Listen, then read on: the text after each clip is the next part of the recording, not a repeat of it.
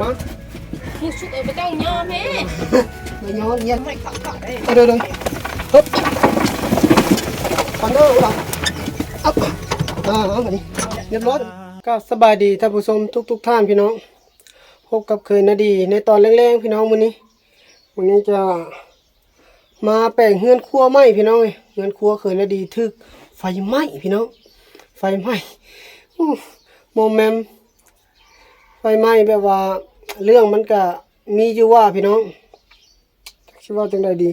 เดี๋ยวจะให้พี่น้องเบิ่งสภาพเฮือนครัวก่อนเนาะนี่พี่น้องไฟไหม้เสาเฮือนครัวเคยนาดีเกือบขาดเลยแหละ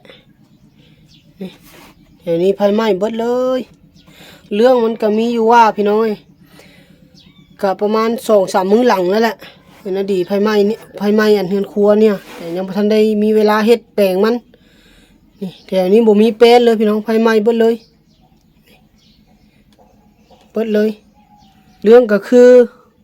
พวกกาคืออดีตก็แต่งอยู่ครัวกินตามปกตินั่นแหละพี่น้องล่ะแต่ทุกมื้อมันก็มีอยู่ดอกหมาแมวนี่แหละพี่น้องมันก็หาอยู่หากินเนาะตามภาษาปกติเคยนั่นดีก็มักห้อยหม้อแกงหม้ออย่างอยู่นี่แต่แกงเขาไม่ได้มีดอกเคยเอาเข้าไปไว้ในเฮือนเอาไว้ในตู้ในอย่างแล้วแกงเป็นอย่างฮะ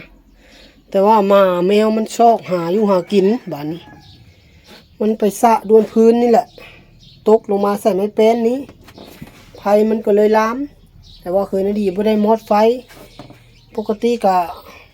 ไม่ได้มอดเพราะว่าเพยเฮาถอยดวนพื้นเนาะมันก็จะมอดเองนะคิดว่าแบบนั้นเพราะว่ามันก็บ่ได้ลมบ่มีลมถ้ามื้อใดมีลมแห้งก็จะมอดไผแล้วมื้อนั้นเราบ่ได้มอดเห็นว่ามันบ่ได้ลมก็เลยว่าเฮ็ดอยู่ครัวกินแล้วก็เลยเข้าไปกินข้าวแล้วก็นอนเลยถอยไผแล้วตื่นหูมื้อมารู้สึกว่ามีควันเข้าไปในเฮือนแล้วก็ขิวไฟไหม้นี่อย่างนี้แหละพี่น้องก็เลยเล่นออกมาเบิ่งปรากฏว่าเห็นไฟไหม้เฮือนครัวก็เลยว่าเล่นออกมาพากันเอาผู้เมียแล้วพากันดับก็เลยไม่ได้ถ่ายคลิปโอ้มันตื่นเต้นเนาะพี่น้องยันตกใจแห้งแหละบอกว่าตื่นเต้นแหละตกใจยันไฟไหม้เฮือนครัวเนาะลามไปขึ้นแล้วก็เลยไม่ได้เผาลูกหลานลูกตื่นขึ้นมากับเผาเปิดใดนี่แหละในย้อนที่เคยนาดีมีสายใดอยู่นี่ก็เลยว่าเปิดน้ำขึ้นมาแล้วก็ฮดแถวนี้เลยโหจุดทั่วเลยปกติจะมีไม้แป้นเนาะนี่ไม้แป้นที่เคยนาดีปูแต่ว่าไม้แป้นบอนนั้นแม่นไฟไหม้หมดเลยเดี๋ยวเคยนาดีจะมาแปลงไหม้มันกำลังแปลงเฮ็ดครอบอยู่ตีครอบว่าสิเอาดินเข้าไหม้พี่น้องเฮ็ดไหม้ยังดีที่บ่ไหม้เสาขาดเนาะบ่ซั่นละหักเดี๋ยวจะมาเริ่มเฮ็ดเลยพี่น้อง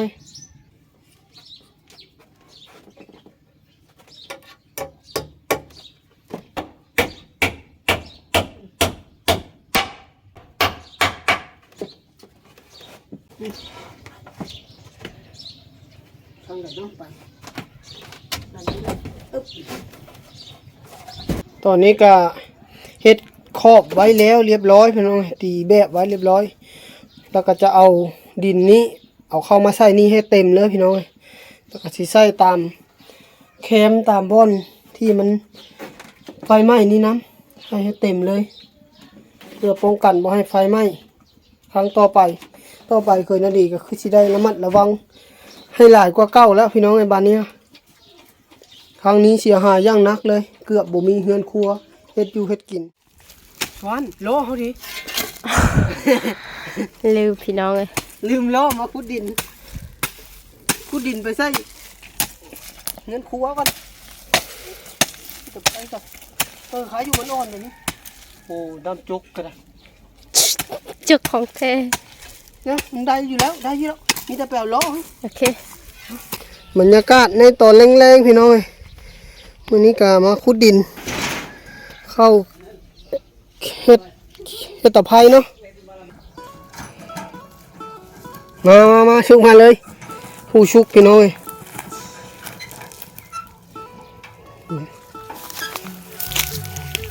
มันซักกันนะ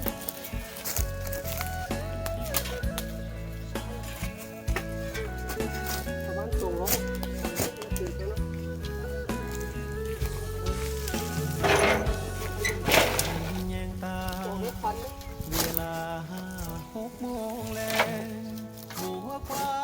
ำลังเข้าแรงแกว่งหางไล่ยุงในคอส่วนตัวของเฮาเมื่อรับจ้างเขาอยู่เมืองบางกอกกลับมานอนไล่ยุงในตรอกขายแห้งฟูแบบปันต่อวัน ป่านนี้บ้านเฮากินข้าวแรงห่วมพาม่วนใจจำปองปลาเค็งแม่ไทยลวกยอด แล้วก็แล้ววันนี้ตรงนี้ตัวนั้นไปลักษณะฮัน มาเด้อกินข้าว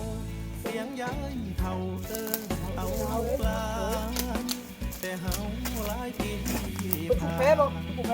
ดิ่งไล่ความฝันต่อปากใจ ดีล้มเลยว่าได้จ้า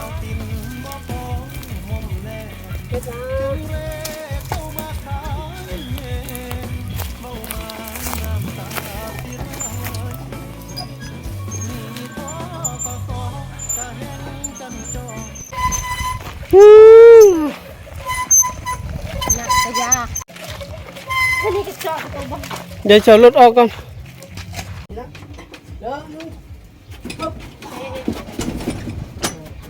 มา มึงชุกเอาไปต้องยอมแม่ ไม่ย้อนเลี้ยวลงเดี๋ยวช่วย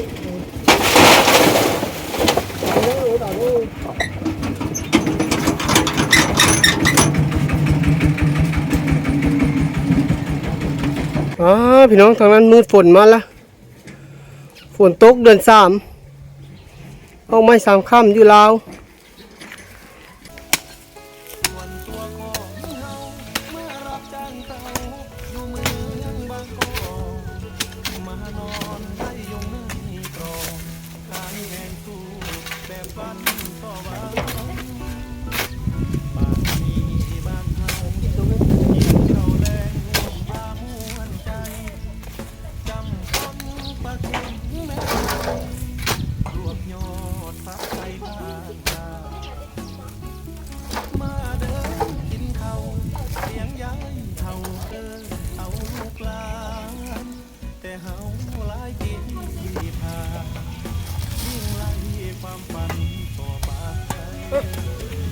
แล้วล่ะ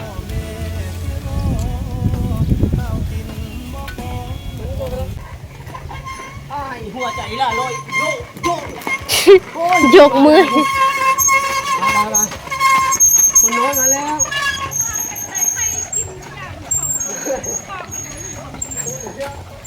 ไม่ได้กินข้าวเลยได้มานี่เด้กินแต่ขนม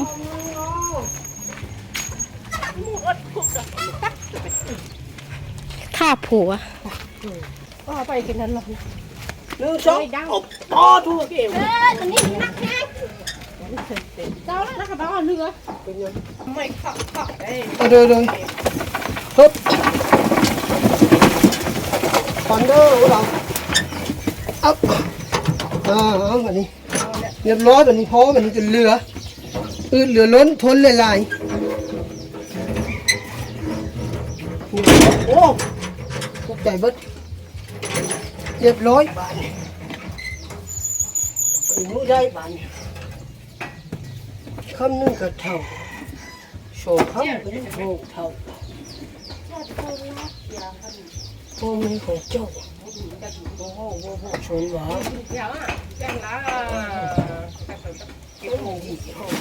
ขอไปท้องนี่ทุกเท่าเป็นทุกใจ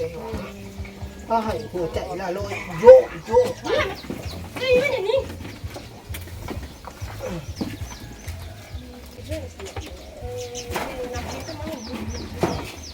เดี๋ยวเอาไม้มาก่อนเจ้าขายยังขายนุ้ยยังขายรถไปขายชาเด้ชา5 ล้านเลยกันไปกระต่ายก้อนเถอะเดี๋ยวไหนโอ้เจ้า5 ล้านขายแล้วขายรถเลยว่าชั่วแล้วดีลาเฮาเมื่อเด้อมือแล้วเนี่ยเข้าใจแล้วชักมันนุ่งแน่นๆก่อนโดนลูกโดน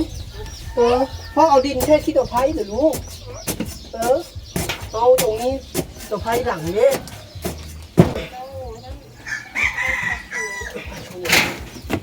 ได้เงินได้เนาะเขาเนาะ รับจนตัก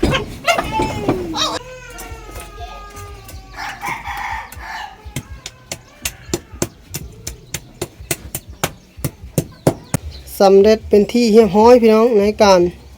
เอาดินเข้าเตาไผ่เนาะอันนี้ก็จะเป็นบ่อนวางเคียงพี่น้องเลยเพื่อบ่ให้มันลุบลงถือว่าแล้วเรียบร้อยปูเอาไม้ปูแล้ววันนี้ก็พอได้ใช้งานพี่น้องเลย